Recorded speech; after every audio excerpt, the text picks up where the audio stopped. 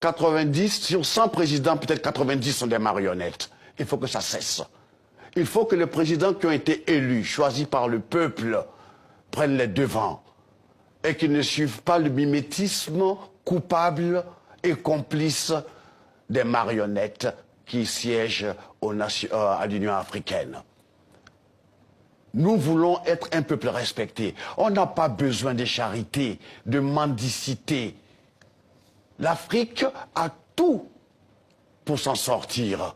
Ça fait 60 ans qu'on nous promet qu'on nous aide. On ne veut pas de cette sorte d'aide. On n'est pas des mendiants. Oui. On a le pouvoir humain, on a l'énergie de matières premières. On peut s'en sortir. Qu'est-ce que vous pensez, Alpha, du discours du président français Emmanuel Macron à Ouagadougou qui a reconnu d'abord les crimes de la colonisation et qui a appelé finalement à sortir de cette relation-là?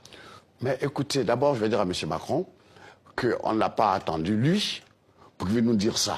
On en est conscient. Cette leçon, il la garde pour lui. Vu après comment il s'est comporté avec le président Kaboré, il fallait que son protocole, son chef de protocole, lui dise qu'un jeune comme lui n'a pas le droit de tapoter sur la joue un président, un aîné, qui pourrait être son père. C'est très important. Ok, c'est maladroit, mais je lui accorde des circonstances atténuantes. C'est la faute à son protocole. Mais lui qui parle qu'il faut qu'on change, c'est une nouvelle façon de voir. C'est pas la France-Afrique. Il veut rompre finalement avec la France-Afrique. Mais c'est pas en tapotant l'autre sur la joue qu'on rompt. C'est une façon de l'infantiliser. Et c'est mal élevé. Oui. Ok? Mais reconnaître les crimes de la colonisation comme il l'a fait, ça va sur le bon chemin? Ce que je voudrais, c'est que les Africains aujourd'hui sont conscients.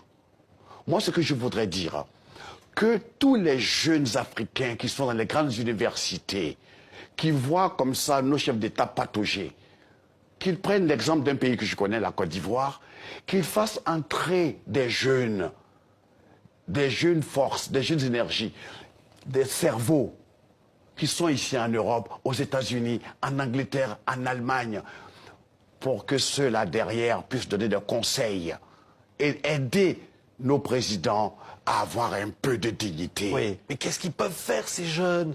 Ces jeunes, on dit. Comment l'avenir leur appartient parce que comment on ne laissera pas. Écoutez, j'ai la chance de connaître quelques jeunes dans l'équipe de M. Ouattara.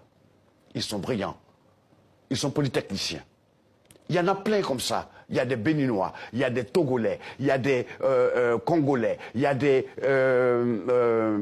Camerounais, il y a des Sénégalais. Tous ceux-là doivent venir à la rescousse. Ils ne peuvent rien apporter ici en Europe. Mais en Afrique, on a besoin d'eux. Et il ne faut pas qu'ils soient là et que leur silence et leur inactivité, permettent à des gens de venir nous humilier. Les énarques comme M. Macron, il y en a aussi en Afrique. Donc ce n'est pas un petit énarque président qui va venir se foutre la gueule de nos pères et de nos aînés. Il a expliqué qu'il ne cherchait pas du tout cela. Il a expliqué qu'il ne cherchait pas d'ailleurs à humilier, que c'était voilà, autre chose. Ben, autre chose, justement. Pour nous, chacun interprète comme il veut. On aime bien Macron, on aime bien sa jeunesse, mais cette maladresse, tu comprends, on l'a pris tous personnellement. Et je souhaiterais que, s'il a l'occasion de réparer, qu'il le fasse, ou que son protocole lui enseigne comment en Afrique on respecte les aînés. Maintenant, je voudrais m'adresser surtout à l'Union africaine. L'histoire de la Libye. Kadhafi, qu'on l'aime, qu'on l'aime pas, était un membre de l'Union africaine. Donc, l'Union africaine ne pouvait pas autoriser, admettre que M. Sarkozy et l'OTAN viennent bombarder, démolir la Libye. C'est inacceptable.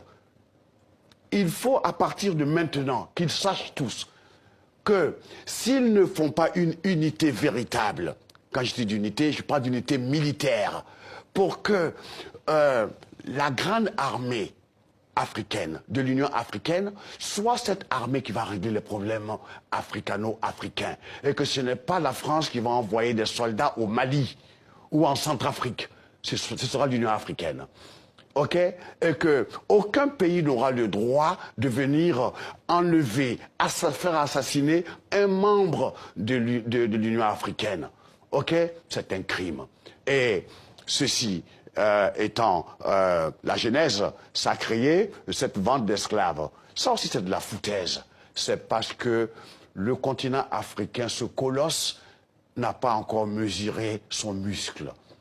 Il est grand temps que nos présidents prennent conscience de leur force.